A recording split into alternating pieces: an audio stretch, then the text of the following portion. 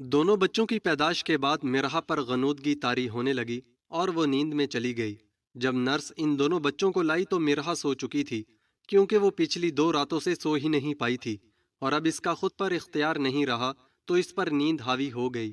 1 گھنٹے بعد جب اس کی آنکھ کھلی تو دیکھا خالہ اور سویرا نے دونوں بچوں کو اٹھایا ہوا تھا، اور سویرا کے دونوں بچے ان دونوں چھوٹے چھوٹے مہمانوں کو دیکھ کر بہت خوش ہو رہے تھے۔ سویرا کا 5 سالہ بیٹا ارتضا کہنے لگا، یہ تو میرا بھائی ہے، جب بڑا ہوگا نا تو میرے ساتھ فٹ بال کھیلے گا۔ اسوا بھی کہاں پیچھے رہنے والی تھی، اور یہ میری بہن ہے، میں اس کو اپنی ڈول دے دوں گی، پھر یہ خوش ہو جائے گی۔ اور اسوا کی بات سن کر سویرا بھی مسکرانے لگی۔ امی دیکھے نا، یہ دونوں کتنے خوش ہیں، اور مرحا ان سب کو اتنا خوش دیکھ کر خوشی سے مسکرا دی، اور پھر اٹھنے لگی تو نقاہت کی وجہ سے اٹھ نہیں پائی۔ تبھی سویرا آئی اور اس نے مرحا کی اٹھنے میں مدد کی، تو مرحا حیران سی اسے دیکھنے لگی کہ یہی سویرا تھی جو اس کی جان کی دشمن بنی ہوئی تھی، اور آج وہی سویرا اس پر اتنا فدا ہو رہی تھی۔ کیا ہوا؟ ایسے کیا دیکھ رہی ہو؟ ویسے میں اتنی بری بھی نہیں ہوں جتنا تم مجھے سمجھتی ہو، سویرا نے مسکراتے ہوئے کہا۔ تو مرحا اور خالہ دونوں ہی اسے حیرانگی سے دیکھنے لگیں۔ ہاں، جتنا میں آپ کو برا سمجھتی ہوں، آپ اس سے کئی گنا زیادہ بری ہیں۔ مرحا صرف ایسا سوچ ہی سکی تھی، کہہ نہیں پائی۔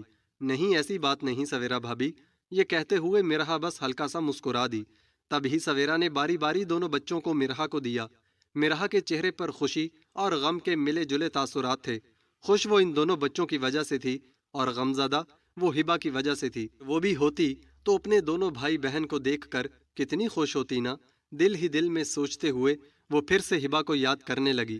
کیا ہوا مرحا، کن سوچوں میں گم ہوئی ہو؟ سویرا نے مرحا سے پوچھا تو جیسے وہ ہوش میں آئی۔ نہ نہیں، میں تو یہ سوچ رہی تھی کہ کوئی ایک تو مجھ پر چلا جاتا۔ ان دونوں ہی کی شکلیں زہیب سے ملتی ہیں، دیکھ کر لگتا ہی نہیں کہ یہ میرے بچے ہیں۔ اور مرحا کی اس بات پر خالہ کا کہا گونجا تھا۔ ہاں، میں نے بھی زہیب کو بتایا تھا کہ اس کے دونوں بچوں کے نئے نقش اسی سے ملتے ہیں، تو وہ بہت خوش ہو رہا تھا، کہہ رہا تھا کہ جب تیسرا آئے گا نا تو اس کی شکل انشاءاللہ مرحا کے جیسی ہوگی۔ اور سویرا کی اس بات پر مرحا نے حیرت سے آنکھیں پھیلائی تھی۔ زہیب نے ایسا کہا؟ مرحا نے حیران ہوتے ہوئے پوچھا تو سویرا ہنسنے لگی۔ ارے نہیں، میں تو مذاق کر رہی تھی، اس نے ایسا کچھ بھی نہیں کہا۔ آج تو سویرا بہت ہی اچھے موڈ میں مرحا سے باتیں کر رہی تھی، لیکن جتنا مرحا اسے جانتی تھی سویرا بالکل بھی ایسی نہیں تھی، اور سویرا کے اس بدلتے ہوئے رویے کو دیکھ کر مرحا بہت ڈر رہی تھی کہ پتہ نہیں اس سب کے پیچھے بھی سویرا کی کوئی چال نہ ہو۔ مرحا بس دل ہی دل میں اپنی اور اپنے بچوں کی خیر و عافیت کی دعائیں مانگنے لگی۔ بچوں کی پیدائش کے 1 ہفتے بعد زہیب اور احتشام پاکستان پہنچ رہے تھے، لیکن زہیب چاہتا تھا کہ وہ اپنے گھر والوں کو سرپرائز دے۔ اسی وجہ سے اس نے گھر میں کسی کو بھی نہیں بتایا تھا کہ وہ اور احتشام واپس آ رہے ہیں۔ صرف ان کے ماموں کے بیٹے کو معلوم تھا کہ وہ دونوں واپس پاکستان آ رہے تھے، اور اسی وجہ سے وہی ان دونوں کو ایئرپورٹ ریسیو کرنے گیا تھا۔ وہ دونوں آئے تو سویرا نے گیٹ کھولا۔ سویرا تو کچھ سیکنڈز تک اپنی جگہ سے ہل بھی نہیں سکی، حیرت سے بس احتشام کو دیکھنے لگی۔ آج تو سویرا کا خود پر اختیار ہی نہیں رہا تھا، آنسو تھے کہ رکنے کا نام نہیں لے رہے تھے۔ تبھی احتشام نے اس کے آنسو صاف کیے۔ کیوں رو رہی ہو؟ اب تو میں واپس آ گیا ہوں نا، احتشام نے تسلی دیتے ہوئے کہا، تو سویرا روتے ہوئے بھی مسکرا دی۔ پھر زہیب بھی سویرا سے ملا۔ ان کا کزن ان دونوں کا سامان رکھوا کر واپس چلا گیا تھا۔ جب وہ دونوں اندر آئے تو دیکھا کہ سویرا کی امی بچوں کو سنبھال رہی تھی۔ ان دونوں کو دیکھ کر جیسے سب کچھ بھول گئیں۔ احتشام، زہیب، تم لوگ کب آئے؟ میرے بچے، احتشام کیسے ہو تم؟ خالہ احتشام کے چہرے پر ہاتھ رکھتے ہوئے رونے لگیں، تو احتشام نے خالہ کے ہاتھوں کو عقیدت سے چوم لیا۔ خالہ دیکھیں، آپ سب کی دعاؤں نے مجھے اتنی بڑی مصیبت سے بچا لیا۔ دیکھیں میں یہاں صحیح سلامت واپس پہنچ گیا، ورنہ جانے کیا ہو جاتا۔ اب رونا بند کریں، ابھی تو خوشیاں منانے کا وقت ہے، رونے کا نہیں۔ یہ کہتے ہوئے احتشام نے خالہ کے آنسو صاف کیے تو انہوں نے بھی تائید میں سر ہلا دیا۔ امی، مجھے بھی تھوڑا سا پیار کر لیں، میں بھی ابھی ان کے ساتھ ہی آیا ہوں۔ زہیب نے امی کے سامنے سر جھکایا تو انہوں نے اس کے سر پر ہلکی سی چپت لگائی۔ کبھی تو سیریس ہو جایا کرو، اب 2 بچوں کے باپ بن چکے ہو۔ اور اپنی امی کی اس بات پر وہ ہنستے ہوئے ان کے پاس ہی بیٹھ گیا، اور پھر احتشام اور زہیب نے دونوں بچوں کو گود میں اٹھایا۔ احتشام مرحا کے بچوں کو دیکھ کر خوش بھی تھا، مگر اس کی گزری زندگی کے بارے میں سوچ کر دل ہی دل میں بہت دکھی ہو رہا تھا کہ اس کی بہن نے اتنی سی عمر میں کتنے دکھ دیکھ لیے تھے۔ زہیب نے احتشام کو اتنا سنجیدہ ہوتے دیکھا تو موضوع بدل دیا۔ اچھا، اور وہ دو بچوں کی ماں کدھر ہے؟ زہیب نے نظریں گھماتے ہوئے پوچھا۔ وہ ساری رات ان دونوں کے ساتھ جاگتی رہی تھی۔ ابھی میں نے اس سے کہا کہ میں اور سویرا ان دونوں بچوں کو سنبھال لیں گے، وہ بے فکر ہو کر تھوڑی دیر سو جائے، اس لیے وہ اپنے کمرے میں آرام کرنے چلی گئی۔ خالہ نے زہیب اور احتشام کو بتایا۔ ابھی وہ لوگ باتیں کر ہی رہے تھے کہ احتشام کے دونوں بچے اسکول سے آ گئے۔ احتشام کو دیکھ کر وہ دونوں پہلے حیران ہوئے، پھر بھاگتے ہوئے احتشام کے گلے لگ گئے۔ احتشام بھی اپنے بچوں سے مل کر بہت خوش تھا۔ کیسے ہو میرے بچوں؟ مما کو تنگ تو نہیں کرتے تھے؟ احتشام نے دونوں بچوں کو اپنے پاس بٹھاتے ہوئے پوچھا۔ پتہ ہے بابا، مرہا پھپھو ہمیں نوڈلز بھی بنا کر دیتی تھی، اور وہ نہ ہمیں صبح ناشتہ بھی کرواتی تھی، اور ہمیں بڑے مزے کا لنچ بھی بنا کر دیتی تھی، مگر اب مما بنا کر نہیں دیتی۔ ارتضا نے تو اپنی ماں کا سارا بھانڈا پھوڑ دیا، اور ارتضا کی باتیں سن کر احتشام کا دل کیا کہ وہ سویرا سے پوچھے کہ اس نے مرہا کے ساتھ ایسا سلوک کیوں کیا، مگر غصے پر قابو پاتے ہوئے خود کو نارمل ظاہر کرنے لگا۔ اور زہیب کو بھی بہت غصہ آ رہا تھا کہ اس کی بہن مرہا سے اس حالت میں بھی سارے کام کرواتی رہی، مگر جو ہونا تھا سو ہو گیا۔ اب گزری ہوئی باتوں پر کسی سے کیا جھگڑنا، یہی سوچ کر زہیب نے چپ رہنے میں ہی عافیت جانی۔ احتشام بھی بہت بے چین تھا مرہا سے ملنے کے لیے۔ سویرا نے کہا کہ میں مرہا کو اٹھا دیتی ہوں، تبھی احتشام نے منع کر دیا، یہ کہتے ہوئے کہ ابھی اسے آرام کرنے دو، اچھا ہے وہ بھی سو جائے، پھر جب اٹھ جائے گی تو مل لیں گے۔ اچھا میں کھانا لگاتی ہوں۔ سویرا یہ کہتے ہوئے کچن کی طرف بڑھ گئی، اور زہیب پھر سے اپنے بچوں کی طرف متوجہ ہو گیا۔ ارے واہ، یہ تو بالکل مجھ پر گئے ہیں۔ زہیب اپنے دونوں بچوں کو دیکھ دیکھ کر خوشی سے نہال ہو رہا تھا۔ ابھی تو بہت خوش ہو رہے ہو، جب رات بھر سنبھالنا پڑے گا نا، پھر میں تم سے پوچھوں گی۔ زہیب کی امی اسے تنگ کرنے لگیں۔ کوئی بات نہیں امی، آپ نے بھی ہمیں سنبھالا تھا، اب ہماری باری ہے اپنے بچوں کو سنبھالنے کی۔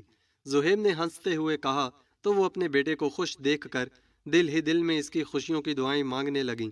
پھر سویرا نے کھانا لگایا تو ان سب نے مل کر کھانا کھایا۔ پھر وہ سب بیٹھ کر باتیں کرنے لگے۔ جاؤ تم دونوں تھوڑی دیر آرام کر لو، سویرا کی امی نے احتشام اور زہیب سے کہا تو وہ دونوں ہی اپنے اپنے کمروں کی طرف بڑھ گئے۔ سویرا تم بھی جاؤ، اپنے بچوں کو دیکھو، میں مرہا کے بچوں کو دیکھ رہی ہوں۔ انہوں نے سویرا سے کہا تو وہ بھی اپنے بچوں کو لے کر چلی گئی۔ احتشام جب کمرے میں آیا تو سویرا کا انتظار کرنے لگا۔ احتشام سخت تھکا ہوا تھا، اسی لیے انتظار کرتے کرتے سو گیا۔ سویرا نے بچوں کو دوسرے کمرے میں سلا دیا، اور جب کمرے میں آئی تو دیکھا کہ احتشام سو چکا تھا، تو وہ بھی اپنے بچوں کے ساتھ ہی جا کر سو گئی کہ ابھی وہ احتشام کو ڈسٹرب نہیں کرنا چاہتی تھی۔ زہیب جب کمرے میں آیا تو دیکھا مرہا گہری نیند میں تھی۔ وہ اس کے پاس آ کر بیٹھ گیا، لیکن مرہا کو کچھ خبر نہ ہوئی۔ ایک تو مرہا کی نیند بہت پکی تھی، اور دوسرا یہ کہ وہ رات بھر جاگتی رہی تھی، اس وجہ سے اب بھی اسے پتہ ہی نہیں چلا کہ زہیب اس کے پاس بیٹھا ہوا تھا۔ زہیب نے مرہا کے چہرے پر آئی لٹوں کو کان کے پیچھے کرتے ہوئے جھک کر اس کے ماتھے پر اپنے لب رکھ دیے، مگر مجال ہے مرہا کو پتہ چلا ہو، تب ہی وہ پیچھے ہوا تھا۔ ڈیئر وائف، اپنے شوہر کو آنکھیں کھول کر ہی دیکھ لیتی۔ یہ کہتے ہوئے زہیب اٹھنے کا سوچ ہی رہا تھا کہ مرہا کی آنکھ کھل گئی۔ زہیب، وہ آنکھیں ملتی ہوئی اٹھی تھی۔ کیا آپ واقعی میرے سامنے ہیں یا میں کوئی خواب دیکھ رہی ہوں؟ ذرا چٹکی کاٹے مجھے۔ یہ کہتے ہوئے مرہا نے اپنا بازو زہیب کے سامنے کیا تو اس نے مرہا کو کس کرتے اسے گلے لگا لیا۔ اب یقین آیا، یا پھر زہیب کچھ اور کہتا اس سے پہلے ہی مرہا نے اسے پیچھے کیا تھا۔ بہت بری بات ہے زہیب، آپ نے کیوں نہیں بتایا کہ آپ آ رہے ہیں؟ اور بھائی کہاں ہیں؟ مرہا ابھی اٹھنے ہی لگی تھی کہ زہیب نے پھر سے اس کا ہاتھ پکڑ کر اسے اپنے پاس بٹھایا تھا۔ ماہی، احتشام بھائی سو رہے ہیں، اٹھ جائیں گے تو مل لینا، پھر ابھی جو سامنے ہے اس سے تو مل لو نا۔ زہیب نے مرہا کے قریب ہوتے ہوئے کہا تو وہ نظریں جھکا گئی۔ مجھے نیند آ رہی ہے۔ مرہا نے زہیب کی شرارتوں سے بچنے کے لیے اسے دور کرتے ہوئے کہا تو زہیب نے اسے خود سے قریب کر لیا تھا۔ ماہی سو جانا، کون منع کر رہا ہے؟ میں بھی بہت تھکا ہوا ہوں، مجھے بھی نیند آ رہی ہے، مگر آج بہت اچھی نیند آئے گی جب آپ میرے کندھے پر سر رکھ کر سوئیں گی۔ یہ کہتے ہوئے زہیب مرہا کو اپنی طرف کھینچتے ہوئے لیٹ گیا تو مرہا نے بھی اس کے کندھے پر سر رکھ کر آنکھیں موند لیں، پھر جیسے کچھ یاد آنے پر پھر سے اٹھ کر بیٹھ گئی، اور زہیب نے اسے حیرت سے دیکھا۔ آپ نے کھانا کھایا؟ مرہا کو یاد آیا تو پوچھا۔ جی ہم سب نے کھا لیا ہے، تم بھی جا کر کھا لو، یا پھر میں سویرا سے کہہ دیتا ہوں۔ یہ کہتے ہوئے زہیب اٹھنے لگا تو مرہا نے اس کا ہاتھ پکڑ لیا۔ نہیں، ابھی مجھے سونا ہے، تھوڑی دیر بعد کھا لوں گی۔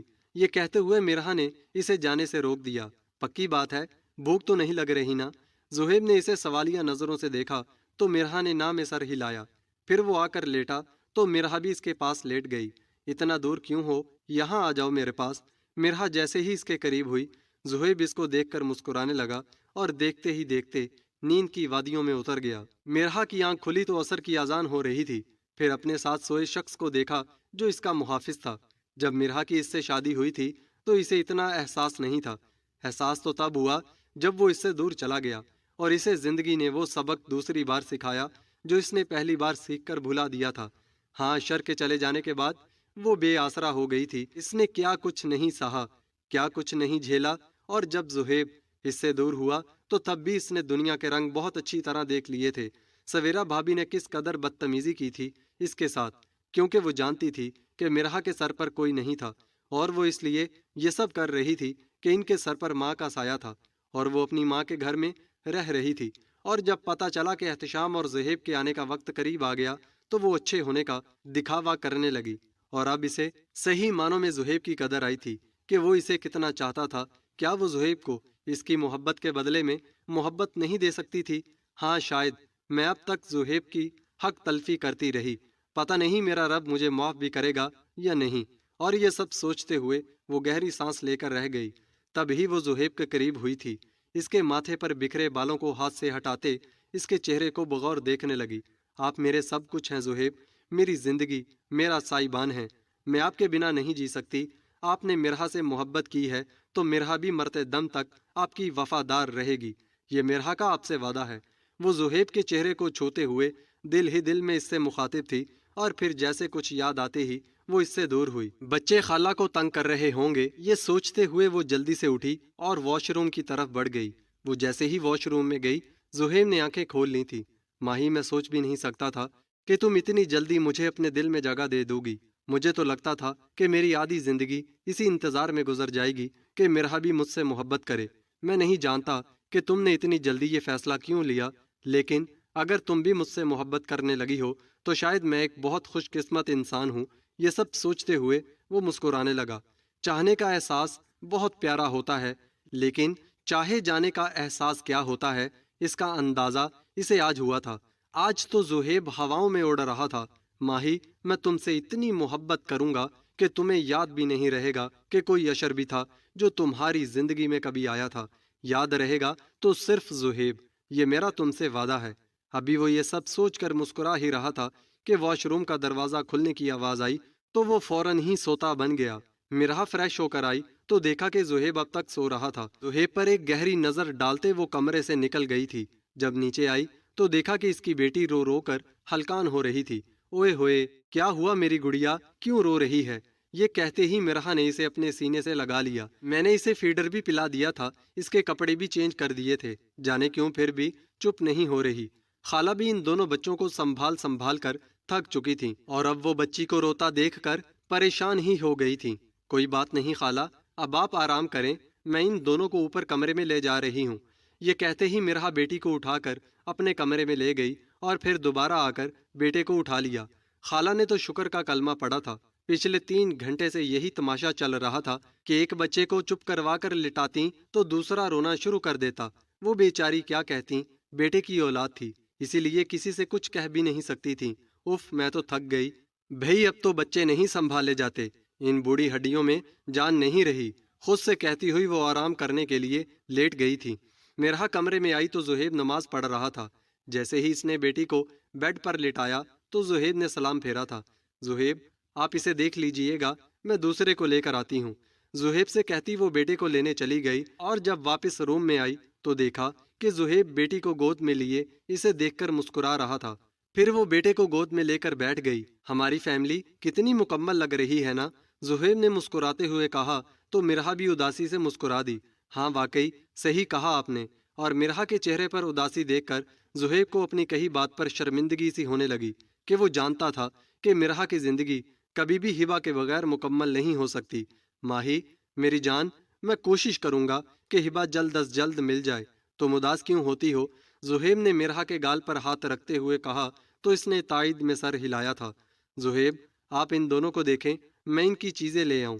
یہ کہتے ہی وہ نیچے آئی تو دیکھا کہ احتشام کمرے سے نکل رہا تھا۔ احتشام نے بھی مرحا کو دیکھا تو وہ اس کی طرف آ گیا۔ مرحا، احتشام کے کندھے پر سر رکھ کر خاموشی سے آنسو بہانے لگی۔ احتشام کی آنکھیں بھی نم ہونے لگیں، مگر ضبط کر گیا۔ احتشام نے مرحا کے سر پر ہاتھ پھیرا، اس کے آنسو صاف کیے۔ بس اب بالکل بھی نہیں رونا، اب تمہارا بھائی آ گیا ہے نا، تو تمہیں بالکل رونے نہیں دے گا۔ احتشام نے مرحا کی طرف دیکھتے ہوئے کہا تو وہ سر جھکا گئی۔ آؤ یہاں بیٹھو، لاؤنج میں رکھے صوفے کی طرف اشارہ کرتے ہوئے خود بھی سامنے کرسی پر بیٹھ گیا۔ اچھا یہ بتاؤ کہ گڑیا کہاں ہے؟ اور احتشام کے اس سوال کو سمجھنے میں مرحا کو کچھ سیکنڈز لگے تھے۔ وہ کھو گئی ہے کہیں، مرحا نے روتے ہوئے بتایا تو احتشام حیران سا اسے دیکھنے لگا۔ کھو گئی ہے مطلب؟ مجھے کھل کر بتاؤ مرحا، کیا کہنا چاہتی ہو؟ احتشام کو کچھ سمجھ نہیں آ رہی تھی کہ مرحا کیا کہہ رہی تھی۔ وہ فریال بھابی نے اسے کہیں چھوڑ دیا ہے اور اب بتا بھی نہیں رہی۔ میں کیا کروں بھائی، میں بے بس ہوں۔ انہیں مکان چاہیے تھا، میں نے انہیں مکان دے دیا، پھر بھی انہوں نے میری بچی کو مجھ سے دور کر دیا۔ انہیں میری معصوم بچی پر ذرا بھی رحم نہیں آیا، پتہ نہیں وہ کہاں ہوگی۔ یہ کہتے ہوئے وہ پھر سے رونے لگی۔ پہلے تم بے بس تھی نا، اب وہ لوگ بے بس ہوں گے۔ میں تمہاری بیٹی کو ڈھونڈ کر رہوں گا، یہ احتشام کا اپنی بہن سے وعدہ ہے۔ یہ کہتے ہوئے احتشام غصے سے اٹھا اور مرحا کے سر پر ہاتھ رکھ کر اسے تسلی دی اور پھر تیزی سے گھر سے نکل گیا تھا۔ مسجد میں جا کر نماز ادا کی، پھر رو رو کر اللہ سے دعائیں مانگنے لگا۔ یا اللہ، یہ ہماری آزمائش کب ختم ہوگی؟ میری بہن تو بہت معصوم ہے، اس نے تو کبھی کسی کے ساتھ برا بھی نہیں کیا، تو اس کے ساتھ اتنا برا کیوں ہو گیا؟ یا اللہ تو ہم پر رحم فرما۔ دعا مانگتے ہوئے احتشام کا چہرہ آنسوؤں سے بھیگنے لگا، پھر اپنا چہرہ صاف کرتے ہوئے وہ وہاں سے اٹھ گیا اور گھر کی طرف قدم بڑھا دیے۔ ڈور بیل بجی تو سویرا نے دروازہ کھولا اور احتشام کو دیکھ کر وہ حیران رہ گئی۔ آپ کہاں چلے گئے تھے؟ اور آپ کی طبیعت بھی ٹھیک نہیں لگ رہی، خیریت؟ سویرا نے احتشام کا چہرہ بغور دیکھتے ہوئے پوچھا۔ ہاں مسجد گیا تھا، بس تھوڑی تھکاوٹ ہے، 2-3 دن میں ہی اترے گی نا، وہ سویرا کو جواب دیتا اندر کی جانب بڑھ گیا اور گھر کے اندر آ کر وہ اپنے بچوں کے ساتھ کھیلنے لگا۔ تب ہی سویرا وہاں آئی تھی۔ کیا ہو رہا ہے؟ اس نے مسکراتے ہوئے پوچھا تو احتشام نے گردن گھما کر اس کی طرف دیکھا۔ سویرا، مرحا نے دوپہر سے کچھ نہیں کھایا، جاؤ اسے کھانا گرم کر کے دو۔ یہ سب کہہ کر وہ پھر سے بچوں کے ساتھ کھیلنے لگا اور سویرا پیچو تاب کھاتی مرحا کو کھانا دینے کے لیے اٹھ گئی۔ کسی سے خدمت کرواتے ہیں تو اس کی بھی خدمت کرنی پڑتی ہے، اور یہ سب میں تمہیں بتاؤں گا کہ کیسے کرتے ہیں۔ احتشام دل ہی دل میں سوچتے تلخی سے مسکرا دیا۔ آج اتوار کا دن تھا، فیصل بھی گھر پر ہی تھے۔ تبھی ارحم فیصل کے پاس آ کر بیٹھ گیا تھا۔ بابا، آپ کیا کر رہے ہیں؟ ارحم نے کچھ سوچتے ہوئے پوچھا۔ بیٹا آفس کا کام تھا، وہ کر رہا ہوں، آپ جا کر ہوم ورک مکمل کر لو، فیصل نے ارحم کے سر پر ہاتھ پھیرتے ہوئے کہا۔ بابا وہ تو میں نے کل ہی کر لیا تھا، ارحم نے خوشی سے بتایا۔ تو اتنے میں ڈور بیل بجی۔ فیصل گیٹ پر دیکھنے کے لیے چلے گئے۔ فیصل نے جب گیٹ کھولا تو فیصل کے قدموں کے نیچے سے زمین نکل گئی۔ احتشام تم؟ فیصل نے آگے بڑھ کر احتشام سے سلام دعا کی۔ تم کب آئے؟ آؤ نا اندر آؤ۔ فیصل سے گھبراہٹ میں الفاظ ہی ادا نہیں ہو رہے تھے۔ فیصل کے کہنے پر احتشام فیصل کے ساتھ اندر چلا گیا۔ فیصل بھائی، مجھے فریال بھابی سے بات کرنی ہے۔ احتشام کا چہرہ کسی بھی تاثر سے عاری تھا۔ کاکا کیوں؟ میرا مطلب ہے کیا بات کرنی ہے؟ فیصل سب جانتے تھے مگر پھر بھی انجان بننے کی کوشش کر رہے تھے، اور فیصل کی بات پر احتشام نے ایک سرد نگاہ فیصل پر ڈالی تھی۔ ہاں ہاں کیوں نہیں، میں ابھی بلاتا ہوں۔ یہ کہتے ہوئے وہ فریال کو بلانے اپنے کمرے میں چلے گئے۔ السلام علیکم۔ فریال ڈرائنگ روم میں داخل ہوئی تو اس نے احتشام کو سلام کیا۔ وعلیکم السلام، میری آپ سے درخواست ہے کہ آپ مجھے بالکل سچ سچ بتائیں کہ مرحا کی بیٹی کہاں ہے؟ احتشام نے فریال کی طرف بغیر دیکھے کہا۔ بھائی قسم سے مجھے نہیں پتا، فریال جیسے رو دینے کو تھی۔ ٹھیک ہے، پھر میں پولیس کو لے کر آؤں گا تو آپ ضرور بتا دیں گی کہ مرحا کی بیٹی کہاں ہے۔ میری بہن کو جتنے دکھ آپ نے دیے ہیں نا، تو شکر کریں کہ میں اس وقت یہاں نہیں تھا، ورنہ میں آپ کا وہ حال کرتا کہ آپ یاد کرتی۔ میں مرحا کا بھائی تو ہوں مگر مرحا جیسا بالکل بھی نہیں ہوں۔ ابھی تو میں جا رہا ہوں، آپ کے پاس کل تک کا ٹائم ہے۔ ابھی صبح کے 11 بجے ہیں، میں کل اسی وقت آؤں گا، اور اکیلا نہیں آؤں گا، پولیس میرے ساتھ ہوگی۔ یہ سب کہہ کر وہ رکا نہیں تھا، تیز تیز قدم اٹھاتا ان کے گھر سے نکل چکا تھا، اور ڈرائنگ روم کے باہر کھڑا ارحم یہ سب سن کر بہت خوف زدہ ہو گیا تھا۔ احتشام ایسا بالکل بھی نہیں چاہتا تھا کہ وہ ان کے گھر پولیس لے کر جائے، اور شاید اس نے ایسا کرنا بھی نہیں تھا۔ وہ تو صرف ان لوگوں کو دھمکی دے کر آیا تھا کہ شاید احتشام کے دھمکانے پر ہی فریال بھابی ہبا کے بارے میں کچھ بتا دیں۔ یا اللہ میں کیا کروں یہ تو کسی بھی شخص کے لیے اچھی بات نہیں ہے کہ اس کے گھر پولیس آ جائے۔ بس میرے رب تو ہی میری مدد فرما۔ یہ سب سوچتے ہوئے احتشام کی آنکھیں شدت ضبط سے سرخ ہو چکی تھیں۔ احتشام جب گھر آیا تو تھوڑی دیر کے لیے کمرے میں لیٹ گیا، تبھی سویرا اندر آئی تھی۔ احتشام کیا ہوا ہے؟ آپ کچھ ڈسٹرب لگ رہے ہیں۔ اور سویرا کی اس بات پر احتشام نے اس پر گہری نگاہ ڈالی تھی۔ یہاں آؤ، میرے پاس بیٹھ جاؤ۔ احتشام کے کہنے پر سویرا اس کے ساتھ ہی بیٹھ گئی۔ جی کہیں، میں سن رہی ہوں۔ سویرا نے احتشام کے ہاتھ پر اپنا ہاتھ رکھتے ہوئے کہا، سویرا، میں تم سے بہت محبت کرتا ہوں اور اپنی بہن سے بھی۔ کیا تمہیں یاد نہیں جب ہمارا بیٹا پیدا ہوا تو مرہا اور امی جان نے تمہاری کتنی خدمتیں کی تھیں؟ اور اسوا کے پیدا ہونے پر بھی اب تو مرہا کا بھی حق ہے کہ وہ کچھ دن آرام کر لے۔ میں نے صبح کہا نا۔ یہ کہتے ہوئے احتشام نے سوالیہ نظروں سے سویرا کی طرف دیکھا۔ جی بالکل، آپ نے صحیح کہا، اب اس کا بھی حق ہے کہ وہ بھی کچھ دن آرام کر لے۔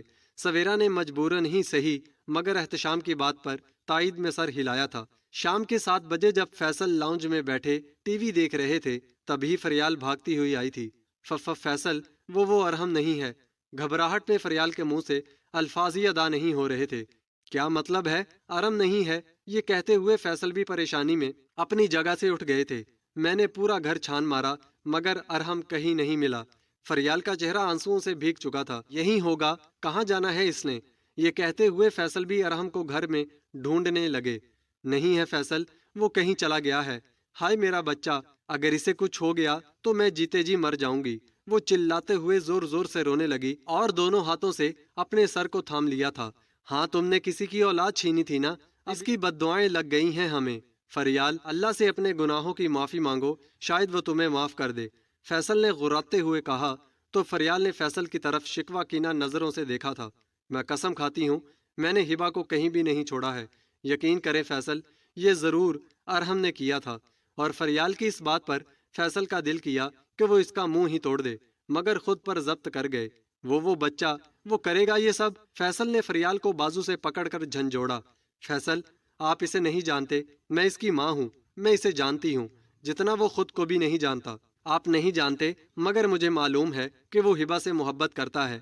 میں نے شروع دن سے اس کی آنکھوں میں ہبا کے لیے الگ ہی خوشی دیکھی ہے، اور اس ڈر سے کہ ہم ہبا کو کہیں پھینک ہی نہ دیں، اس نے ہبا کو خود ہی کہیں چھوڑ دیا۔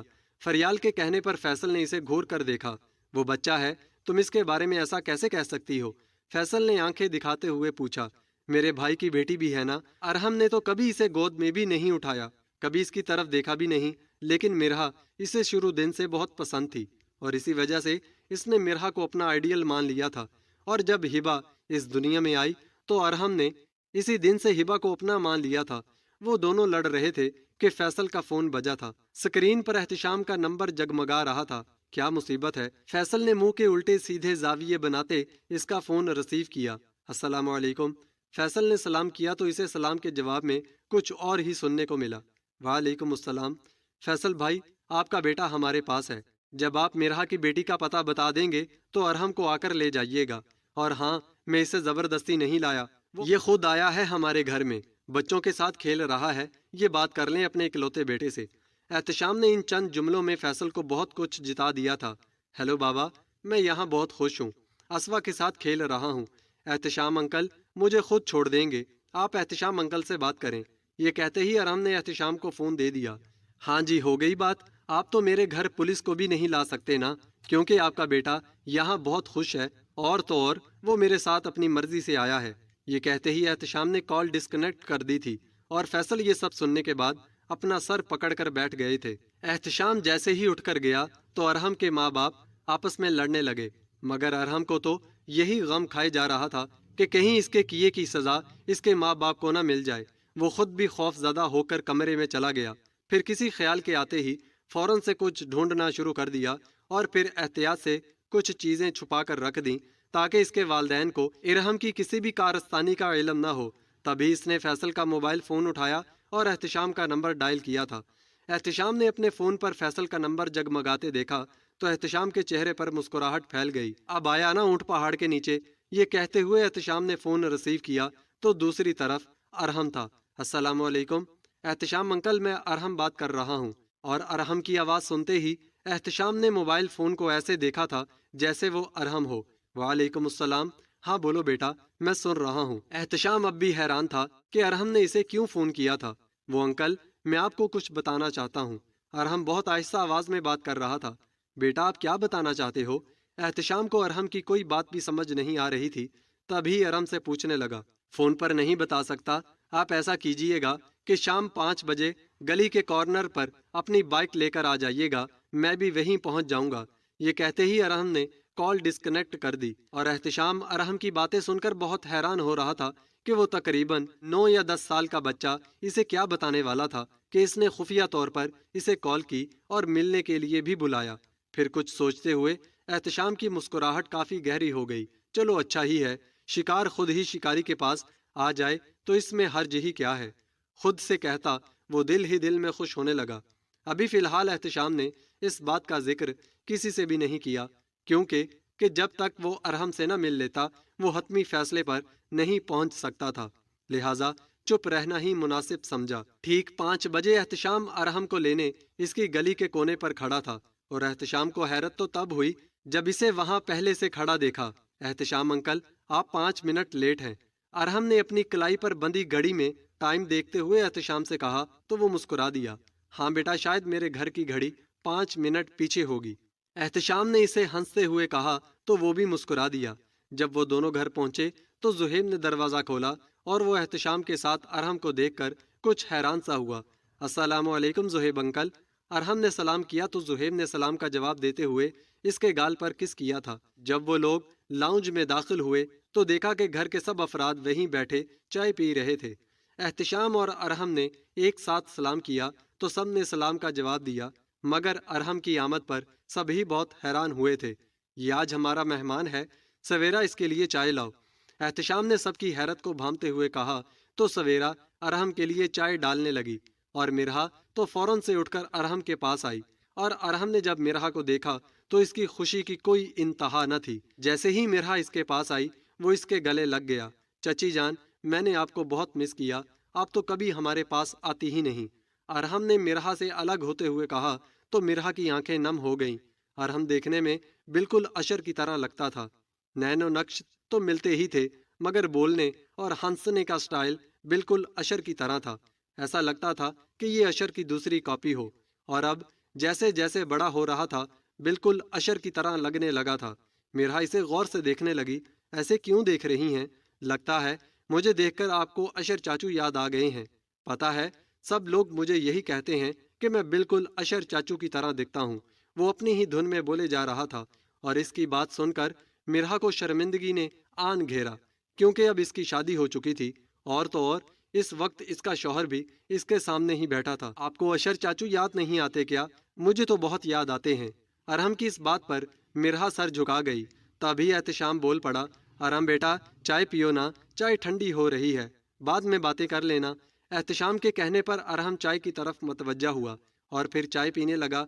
और चाय पीते पीते इसकी नज़र इन दो छोटे छोटे बच्चों पर पड़ी जो काट में लेटे अपनी नींदें पूरी कर रहे थे। फिर जल्दी जल्दी चाय पीकर वो इन दोनों बच्चों के पास जाकर बैठ गया। ये कौन है? इसने हैरत से आंखें फैलाते पूछा तो एहतशाम ने कहा कि ये मिरहा आंटी के बेबीज हैं, ये चची जान के बेबीज हैं। और ये सब सुनकर अरहम की हैरत की इंतहा न रही। हाँ बेटा, कैसे लगे? एहतशाम ने अरहम की हैरत को भांपते हुए पूछा। बहुत प्यारे हैं, मगर हिबा जैसे नहीं हैं। वो तो सारी दुनिया से प्यारी है। और अरहम के इस जवाब पर सभी हैरान से अरहम को देखने लगे। हाँ भाई, ये तो है, हिबा इनकी बड़ी बहन है तो प्यारी तो हुई ना। एहतशाम अब भी इसकी बातों का जवाब दे रहा था। अरहम की बात में कहीं ना कहीं सदाकत जरूर थी, क्योंकि जुहेब इतना खूबसूरत नहीं था और इसके बच्चे भी जुहेब पर ही गए थे। जबकि हिबा के नैनो नक्श बिल्कुल मिरहा जैसे थे और रंग तो अशर और मिरहा दोनों का ही बहुत सफ़ेद था। इसी वजह से हिबा का रंग भी गोरा चिट्टा था। मगर अरहम ने किसी वक्त में कहा था कि इसे मिरहा जैसी दुल्हन चाहिए, और शायद आने वाले वक्तों में ये बात सच होने वाली थी। जब सब लोग चाय पीकर फारिग हो गए तो अरहम जाकर मिरहा के पास बैठ गया और इसके कान में सरगोशी की तो मिरहा ने एहतशाम की तरफ देखा जैसे कुछ पूछ रही हो। तभी एहतशाम ने आंखों के इशारे से मिरहा को इजाज़त दे दी थी। तभी मिरहा अरहम को लेकर बाहर लॉन में चली गई थी और सब ही हैरान थे कि अरहम ने मिरहा के कान में ऐसा क्या कह दिया कि वो फौरन ही उठकर इसके साथ चल पड़ी। اس وقت احتشام نے سب کی حیرت کو بھانپتے ہوئے کہا کہ یہ مرحا کو بہت یاد کر رہا تھا، اس نے مجھے فون کر کے کہا تھا کہ یہ مرحا سے ملنا چاہتا ہے، اسی لیے میں لے آیا اسے۔ لیکن احتشام کی بات سن کر کسی کو بھی تسلی نہیں ہوئی تھی، لیکن چونکہ وہ اس گھر کا داماد بھی تھا تو اسی وجہ سے سوال کرنے کی ہمت کسی میں نہ ہوئی۔ کیسے ہو ارحم؟ آپ تو مجھ سے ملنے بھی نہیں آتے، آپ مجھے بہت یاد آتے تھے۔ مرحا نے ارحم کی طرف دیکھتے ہوئے کہا، تو آپ مجھے فون بھی تو کر سکتی ہیں نا؟ ارحم معصومیت میں شکوہ کر گیا، سوری بیٹا، اب وعدہ، ہمیشہ آپ سے بات کروں گی، بس آپ مجھے مس کال کر دیا کرنا، میں خود فون کر لوں گی۔ اور مرحا کی اس بات پر ارحم نے اسے خوشی سے دیکھا۔ پرومس؟ ارحم نے یہ کہتے ہوئے ہاتھ آگے بڑھایا۔ پرومس؟ مرحا نے بھی مسکراتے ہوئے اس کا ہاتھ تھام لیا تھا۔ چچی جان، ایک بات کہوں تو آپ مجھ پر غصہ تو نہیں ہوں گی نا؟ ارحم بہت زیادہ خوف زدہ تھا، اسی لیے مرحا سے پوچھ رہا تھا۔ نہیں بیٹا، بولو بھی، میں کیوں ناراض ہونے لگی آپ سے؟ مرحا نے ارحم کو حیرت سے دیکھا تھا، جو اب نظریں جھکائے اس کے سامنے کھڑا تھا۔ وہ اس رات ہبا کو مما نے کہیں نہیں چھوڑا تھا، میں نے اسے کسی کار میں رکھ دیا تھا۔ ارحم یہ سب کہتے ہوئے زاروں کی طرح رو رہا تھا۔ الفاظ تھے کہ کسی نے مرحا کے سر پر بم پھوڑا تھا۔ ارحم آپ ہوش میں تو ہو؟ یہ کیا کہہ رہے ہو؟ مرحا اب ارحم کو اس کے بازوؤں سے پکڑ کر تقریباً جھنجھوڑنے لگی۔ چچی جان، مجھے معاف کر دیں، مگر میں نے ایسا جان بوجھ کر نہیں کیا تھا۔ مما بابا سے کہہ رہی تھی کہ ہبا کو کہیں پھینک دیتے ہیں، اسی لیے میں نے اسے ایک گاڑی میں رکھ دیا تھا، اور اس سب کے بارے میں مما بابا کو بھی نہیں پتا۔ ارحم اب خوف سے کانپ رہا تھا۔ بھائی، احتشام بھائی، یہاں آئیں۔ مرحا کی ہامتی ہوئی آواز پر سب ہی باہر آ گئے تھے۔ کیا ہوا؟ احتشام نے پوچھا تو ارحم اور زیادہ خوف زدہ ہو گیا، اور اس کی یہ حالت دیکھ کر احتشام نے اسے پیار کیا تھا۔ کیا ہوا مرحا؟ یہ کیوں رو رہا ہے؟ احتشام نے مرحا کی طرف سوالیہ نظروں سے دیکھا۔ بھائی، یہ کہہ رہا ہے کہ اس کو پتا ہے کہ ہبا کہاں ہے، مرحا نے روتے ہوئے بتایا۔ کیا واقعی؟ احتشام نے ارحم کی طرف دیکھا تو وہ اور زیادہ خوف زدہ ہو گیا۔ میرے بچے، آپ کیوں رو رہے ہو؟ آپ صحیح صحیح بتا دو کہ ہبا کہاں ہے۔ احتشام نے اس کے آنسو صاف کرتے ہوئے کہا تو وہ احتشام کے گلے لگ گیا۔ آپ مجھے پولیس کے حوالے تو نہیں کریں گے نا؟ ارحم نے احتشام سے الگ ہوتے ہوئے پوچھا تو احتشام کو ارحم کی گھبراہٹ کی وجہ سے سمجھ آ گئی۔ نہیں بیٹا، ایسا کچھ بھی نہیں ہوگا، آپ مجھے سب کچھ بتاؤ۔ احتشام نے اس کے گال پر ہاتھ رکھتے ہوئے کہا تو ارحم کو کچھ تسلی ہوئی۔ وہ اس رات مجھے لگا کہ شاید ماما بابا ہبا کو کہیں چھوڑ دیں گے، تو جیسے ہی وہ گاڑی سے اتر کر روڈ کے دوسری طرف گئے تو میں نے ہبا کو اپنی ساتھ والی گاڑی میں رکھ دیا تھا۔ یہ میرے پاس گاڑی کا نمبر ہے جو میں نے اسی وقت نوٹ کر لیا تھا، مگر مجھے ڈر لگ رہا تھا، اسی لیے میں نے یہ بات کسی کو نہیں بتائی۔